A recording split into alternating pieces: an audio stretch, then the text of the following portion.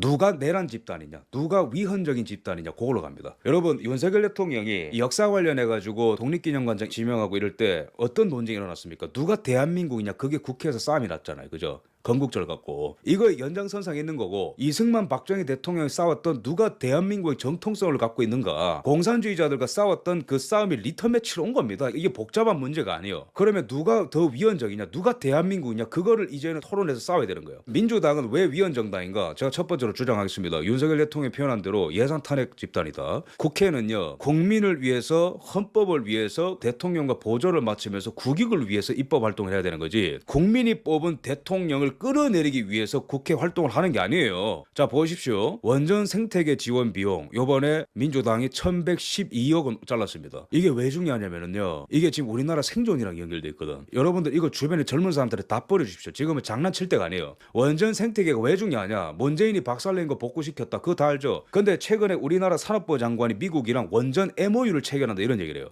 미국이 이제는 전력을 필요로 하거든. 근데 미국이 30년간 원전 생태계가 파괴됐기 때문에 설계 능력만 좀 갖고 있고 유지, 보수, 운영, 제조에 대해서 약해졌단 말이에요, 미국이. 근데 우리가 문재인이 토막 내놓은 원전을 윤석열이 살린 것을 넘어서 체코에 수출하고 이런 일이 일어나니까 미국이랑 MOU 얘기가 나오는 거야. 근데 지금 이 민주당이 뭘 했어요? 원전 생태계 지원금을 1100억을 잘라버렸어, 최근에. 반국가 집단이죠, 이게. 그 다음에 지금 우리나라에서 어떤 산업이 미국이랑 연결될 가능성이 크냐면은 방산이랑 조선 다음으로 원자로 SMR, 이 새로운 원전 먹거리거든요. 소형 모듈. 이걸로 유럽에 팔아야 되고 미국이 이거를 원한단 말이에요, SMR을. 미국은 이게 전략자산으로 보는 거거든. 근데 이거 한미관계 파탄으로 가는 겁니다. 이거 일부러 이러는 거예요. 원전 수출 보증도 감액을 했고, 첨단 제조 기술 부품 장비 개발도 감액을 하고, 청년 일 경험 지원도 감액을 하고 1600억을 잘라버렸어요. 청년들 못 살게. 연수사업도 다 잘라버리고, 그 다음에 또 충격적인 건 뭐냐면은 대통령실의 특활비 82억 원 하던 거를 빵원으로 잘라버렸어요. 이 대통령 하지 말라는 거지. 누가 위헌적인 활동을 했고, 누가 내란적인 활동을 했고, 누가 먼저 국정 마비를 시켰냐고. 그 다음에 검찰 특경비 특활비를 잘랐습니다. 587억. 이거 왜 이런 거예요? 이재명, 대북송군, 위정교사, 선거법 위반, 백현동, 성남FC, 김혜경 법카부터 해가지고 줄줄이 소세지잖아요. 근데 이게 수사가 진행이 되고 재판이 진행될 때마다 이재명한테 나쁜 소식이 나오고 그러니까 검찰을 아예 그냥 없애버리겠다는 사인인 거야, 이게.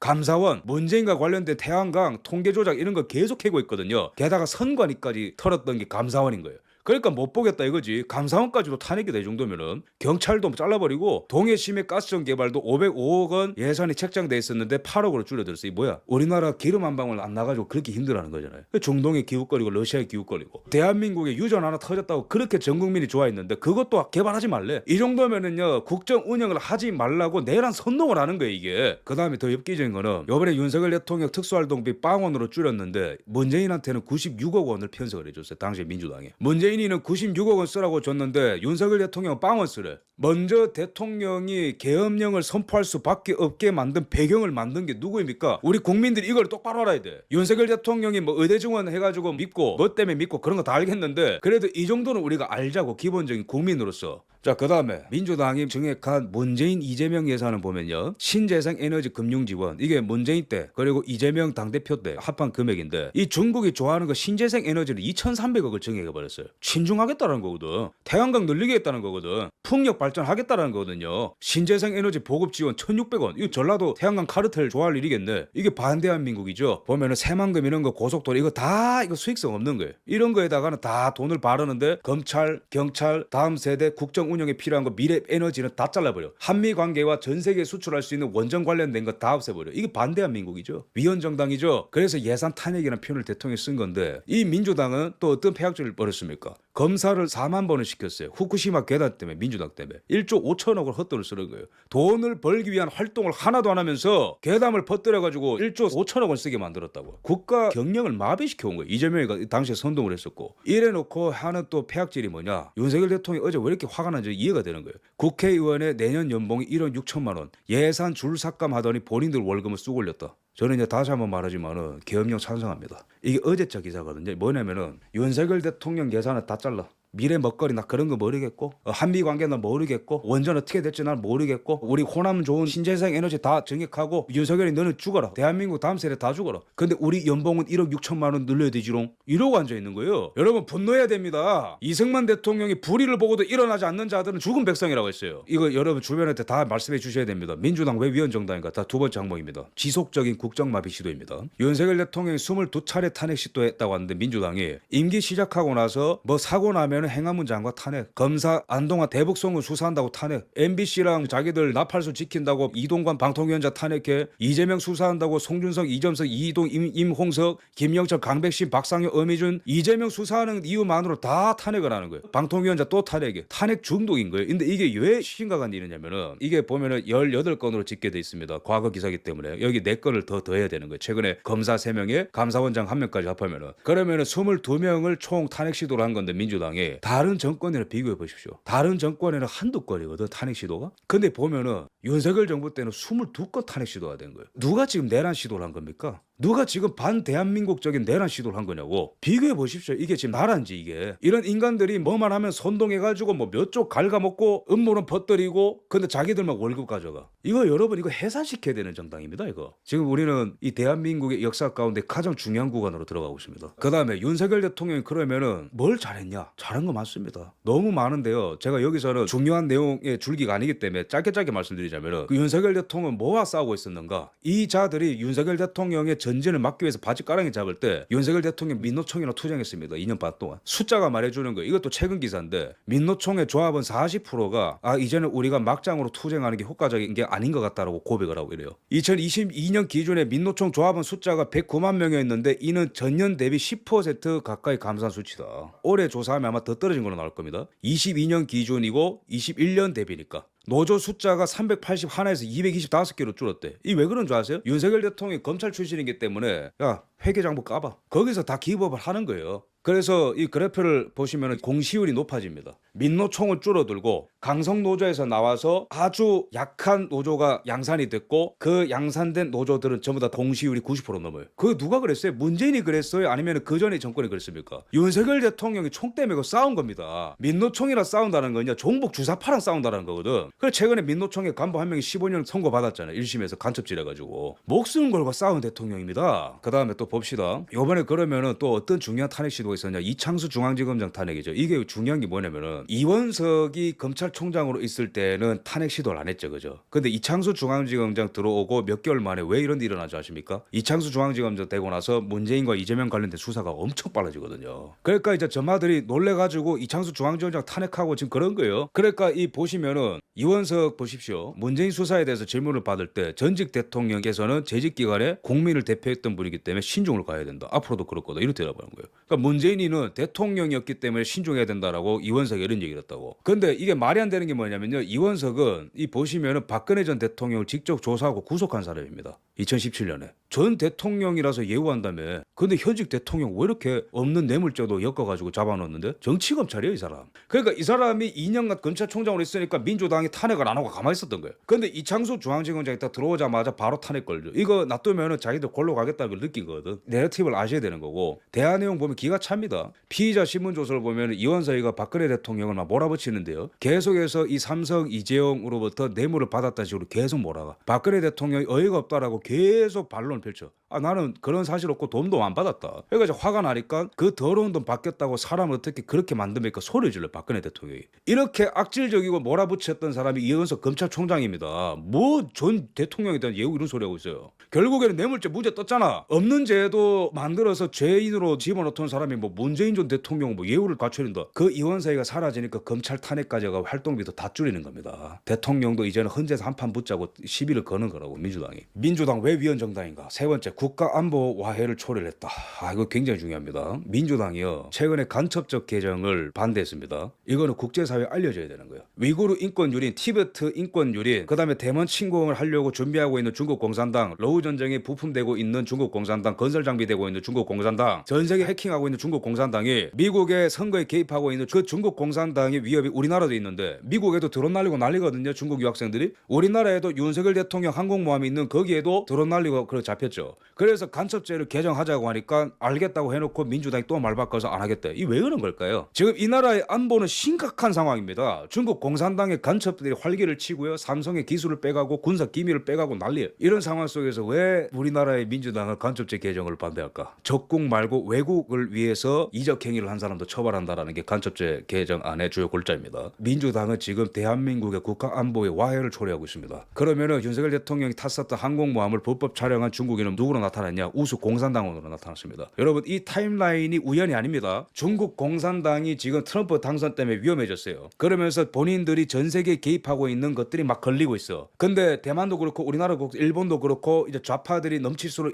중국 공산당이 좋거든. 근데 여기 보면은 윤석열 대통령 항공모함을 촬영한 중국인이 결국엔 우수 공산당원으로 지금 밝혀졌단 말이에요. 며칠 전에, 이틀 전에. 근데 민주당이 이 타이밍에 딱 간첩법 개정안을 반대를 해. 이게 우연인 줄 아십니까? 그래서 윤석열 대통령 이거는 반국가 행위를 한다고 낙인을 찍고 헌재에서 마지막 승부를 보자라는 거예요. 누가 대한민국인지. 그리고 그 공을 지금 대한민국 국민들한테도 돌린 겁니다. 일정 부분을. 지금 우리나라 해군 사병이 1,000만 원에 중국에 한미훈련 기밀을 넘기는 나라가 됐습니다. 지금 우리나라는 간첩법 개정이 필요합니다. 또 얼마 전에 정보사의 군무원이 화이트 요원, 블랙 요원 명단을 중국인한테 넘겼고 휴미트 절반이 발각되어서 북한에서 곡사포로 처형된 일이 있었습니다. 이 정도로 지금 국가안보 정보기관이 다 무너지고 있는 거예요. 국정원도 제 역할 못하고 문재인이 다 물들어놔서. 지금은요 이승만 박정희 대통령이 지금 이 순간을 살았다면 저는 똑같은 선택을 했다고 봅니다. 장담합니다. 왜? 똑같은 위기 속에서 똑같은 선택을 했기 때문에. 그 다음에 대한민국의 이 민주당은요 왜 위헌정당인가? 대한민국 안보를 와해하고 있는데 이 그림을 보셔야 됩니다. 종북 주사파와 결탁을 하고 있다. 이게 과언이 아닙니다. 윤석열 대통령 발언이. 최재형 북한에서 내려온 것이 확실히 되는 주체 사상은 인민의 혼의 안에서 살아 숨쉬는 영원한 에너지다. 뭐 이상한 소리 한 최재형. 이 사람은 촛불 행동이랑 어울리는 사람이에요. 촛불 행동의 김민웅은 민주당의 김민석 최고위원의 형입니다. 외곽에서 활동을 하고 탄핵 군부를 떼고 국회 안에서는 이자들이 탄핵 청문회를 열고 이런 구조인 거예요. 그래서 이게 한 세트다 이렇게 보는 겁니다. 넘어가고요. 우리나라 산업 자체가 지금 반도체, 디스플레이, 2차 전지 전부 다 중국한테 다 역전당했습니다. 자, 점유율 보시고요. 통신기기, 선박, 자동차, 철강, 석유화학 모조리 다 따라잡혔습니다. 이제는 우리가 중국한테 속국이 되느냐 마느냐 그 기로에 있는 거예요. 대한민국의 청년들이 각성하라. 중국의 속국으로 되도록 내버려 둘 거냐? 자유 대한민국으로 국익의 결단을 해서 살릴 거냐?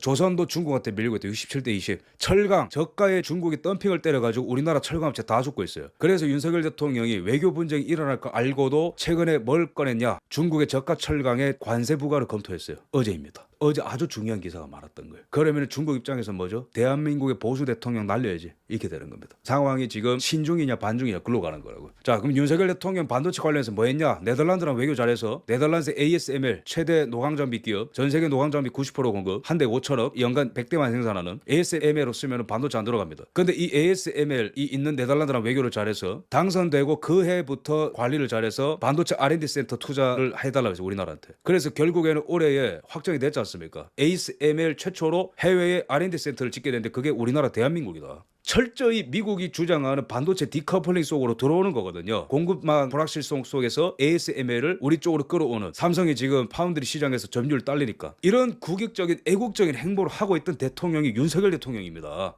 자, 그 다음에 화해의 전수조사까지 했다. 문재인은 이거 거부했습니다. 트럼프 정부에서 화해의 전수조사 해달라는 거 문재인은 거부했거든요. 외교 분쟁 생길 거도 알면서도 윤석열 대통령이 2024년 4월에 국정원한테 시켜가지고 화해의 장비를 우리나라 정부기관이 얼마나 쓰고 있는지 전수조사를 했어요. 이런 것도 알아야 된다고. 자, 그 다음에 넘어가면은 대미 투자를 확대해서 세계 1위, 미국에 투자한 세계 1등 국가가 우리나라입니다. 전체적으로 글로벌주의, 세계주의, 친미, 자유국가 속으로 들어가서 자유국가들에게 영향을 미치는 글로벌 자유국가 국가의 코너스톤 역할을 했던 게 윤석열 정부라고. 이 나라가 안보가 어려워? 그럼 방산 수출해줘. 이 나라가 전력이 딸려? 그러면 원전 수출해줘. 이 나라가 반도체가 없어? 그러면 반도체 제공을 해줘. 대한민국 없으면 이 전 세계 자유 문명이 굴러가지 않습니다. 이제 그 정도로 중요한 역할을 했다고. 문재인이는 거기서 다 탈피를 했고, 그 다음에 일본과의 관계를 잘해서 불화수소 의존도를 중국에서 일본 쪽으로 돌렸습니다. 우리가 중국이랑 외교 분쟁이 생기면 반도체 수급이 끊길 뻔했거든요. 중국한테 이렇게 되면은. 근데 한미일 동맹이 강건하기 때문에 일본 쪽으로 돌린 거예요. 대한민국의 정말로 위험한 상황에 대비해가지고 이런 거를 다 해놓은 대통령입니다. 어디 이런 대통령을 탄핵하냐고. 그다음에 윤석열 대통령이 또 뭐 했냐? 문재인과 이재명은 중국의 쉐쉐, 대만의 쉐쉐, 뭐 중국은 삼봉오리 이런 집단이 어떤 정책을 했는가 제가 보여드렸고, 윤석열 대통령은 자유 대한민국과 대한민국을 긍정하는 정신을 우뚝 세우고 미국이 주도하는 글로벌 해양 세력 가운데 네트워크 가운데 대한민국을 밀어넣었단 말이에요. 그것도 모자라서 대한민국에 참 우리나라 보훈처가 이때까지 잘 못해가지고 참전 용사들도 소홀히 돼가지고 옷도 제대로 된 거 못 입었는데 윤석열 대통령 국가보훈부 만들어가지고 우리나라의 이 군 기관 같은 것도 살려놨어요. 이런 대통령이 있었습니까? 물론 이때까지 보수 정권이 하던 거에 연장선상에 있는 거지만 이런 것들을 우리가 알아야 된다는 거예요. 자, 그 다음에 국회, 우리나라 헌법에 보면요, 제3장 국회 40조에 보면 입법권은 국회에 속하죠. 이런 권한이 있습니다. 하지만 책임이 있어. 국회, 너네 책임이 있다고. 여러분 논쟁에서 지지 마십시오. 감히 헌법을 위반하는 내란죄를 저질러 계엄령? 노노노. 이미 국회가 자신들이 갖고 있는 권한을 남용하고 오용했습니다.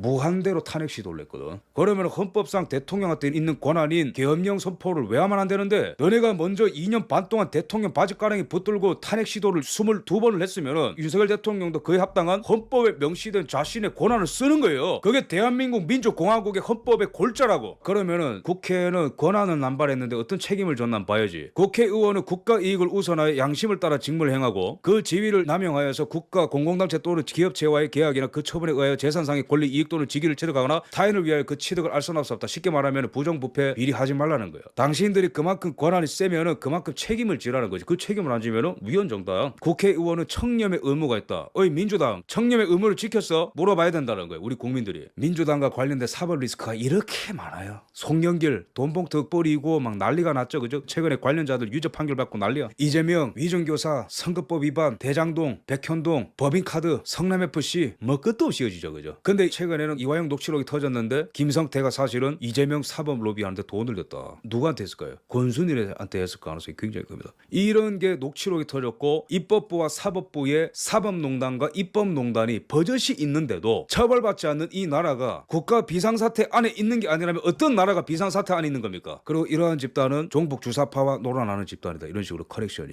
이걸 꼭 알아야 됩니다. 이 대만의 사례를 봅시다. 이제 윤석열 대통령이 국제사회에 메시지를 내야 되는 거예요. 지금 미국에서도 보면요, 보수주의자들이 한국 상황을 잘 모르고 민주주의 위협받고 있다 이런 얘기하는데 그거 빨리 바로잡아야 됩니다. 이게 대만과 한국의 사례와 이런 거를 역사의 사례를 막 얘기해야 되는 거예요. 윤석열 대통령이. 대만 같은 경우에 2달 전에 어떤 일이 있었냐면은 총통견제법 대부분 위원이라면서 대만 헌재에서 국민당이 입법 폭주를 할 때에 기각을 때린 거예요. 무슨 말이냐면은 라이칭더가 새로운 민진당 반중 정당이 총통을 배출했죠, 올해. 근데 국회는 우리랑 비슷한 거예요. 국민당이 제1야당으로 의석수를 많이 가져갔단 말이에요. 그러니까 그 야당 국민당 친중이거든요. 반중 라이칭더를 계속 못 살게 구는 거예요. 그래서 어떤 입법 시도를 했냐면은 총통견제법. 자, 첫 번째, 우리가 원할 때 총통은 국회에 나와서 소상히 모든 걸 다 설명해라. 두 번째, 대만의 국민들은 국민당이 요구를 할 때에 정확한 팩트를 제시해야 된다. 이거 보면 입법 독재법이거든요, 이게. 근데 그게 대만 헌재에서 위헌으로 선언이 되면서 기각이 난 거예요. 그래서 반중 라이칭더 총통이 국정 운영에 탄력을 받게 됐다. 윤석열 대통령이 국제사회에 이런 메시지를 던져야 됩니다. 지금의 시대 정신은 반중이다. 트럼프 당선 이후로 1번부터 7번까지 다 반중이다. 관세를 때려도 반중이고 장벽을 세워도 반중이고 마약이 들어오는 것도 반중이고 모든 게 다 반중이다. 트럼프는 부정선거 규명도 반중이고. 근데 지금 중국을 견제하는 데 있어서 일본, 대만, 대한민국이 너무 필요한데 대만과 대한민국의 거대 야당이 폭주를 하고 있다. 친중 정당들이. 그래서 우리 대한민국을 지켜야 된다. 이런 식으로 연설을 좀 해야 되는 거예요. 빨리.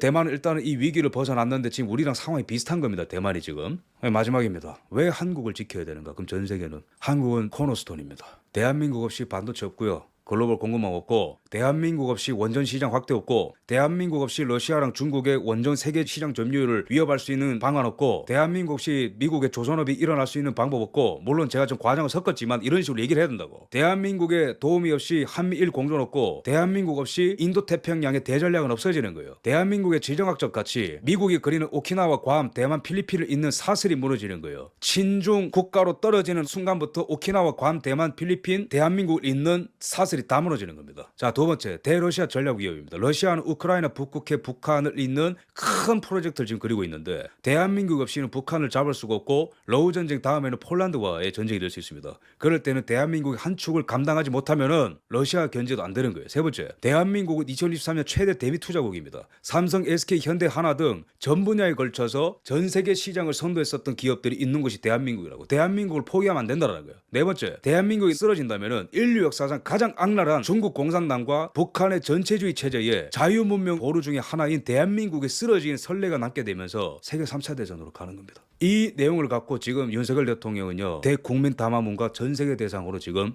발표를 해야 됩니다. 깃발을 들면은 따라 나설 사람 굉장히 많습니다. 눈치 보지 마십시오. 대한민국 헌법과 대한민국 역사와 대한민국 국민들과 대한민국 미래 세대를 위해서 윤석열 대통령이 정말 어려운 때지만은 결단을 해주시기를 간곡히 부탁드리겠습니다.